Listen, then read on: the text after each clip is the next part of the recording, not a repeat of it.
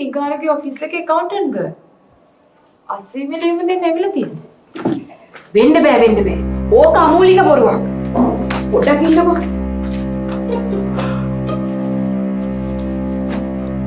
මේ ඔයාට මතකද අර මං එක සැරයක් කියපු රේඩියෝ නාට්‍ය අර රාස් පරීක්ෂක කතාව? අයියෝ ආන්ටි මගේ ඔළුවත් එක්ක හොල් වෙලා තියන්නේ. මට දැන් ওই රේඩියෝ නාට්‍ය රස විඳින්න බෑ. නෑ මේක ෆැන්ටසියක් නෙමෙයි රියල් ස්ටෝරි එකක්. මේකයි ආන්ටි මට දැන් ඔය ගැන කතා කරන්න බෑ. මේ ආන්ටි මේ ගිහින් ගියාද? මල වදයක් අප්පා. මේ එයාට යන්න කියන්න. එයා වෙනුවට වෙන කෙනෙක් ගන්න. ආවේ නැත්තම් එනකන් මම මාස්පතා සල්ලි දෙන්නම්. යවන්නනේ. යවන්න දෙයක් නෑ. නොකියම ගිහිල්ලා.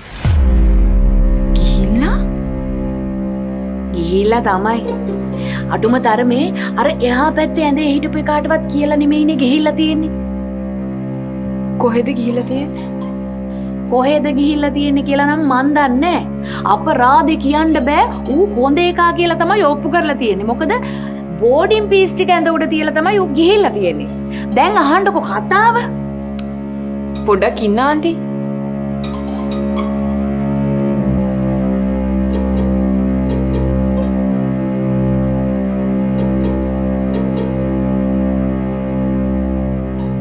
කියනවා කොහෙද ඉන්නේ?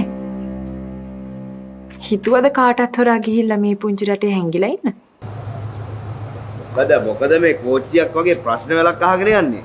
මට ස්වාධීන අයිතියක් තියෙනවා යන්න. හරි? එහෙම ඕන තැනක යන්න බෑ මහත්තයා. හොර වැඩ කරලා හොර පූස වගේ. මොකද්ද මං කරපු හොර වැඩේ? හොර වැඩේද? ඉන්නකෝ මම කියන්නම්. මෙතන එක්කෙනෙක් ඉන්නවා. එයා ගියාට පස්සේ මං කියන්න. මං කෝල් එකක් ගන්නවා ආන්සර් කරනවා. හරිද? ආන්සර් නොකර ඉන්න බෑනේ ඉතින් දැන්.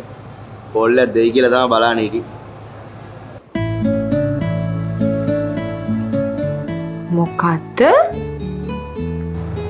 ඔයා කෝල් එකක් දෙනකම් බලාගෙන හිටියේ කියලා කිව්වේ.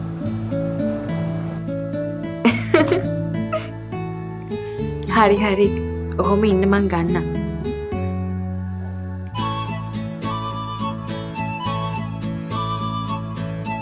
ආන්ටි අපි පස්සේ කතා කරමු.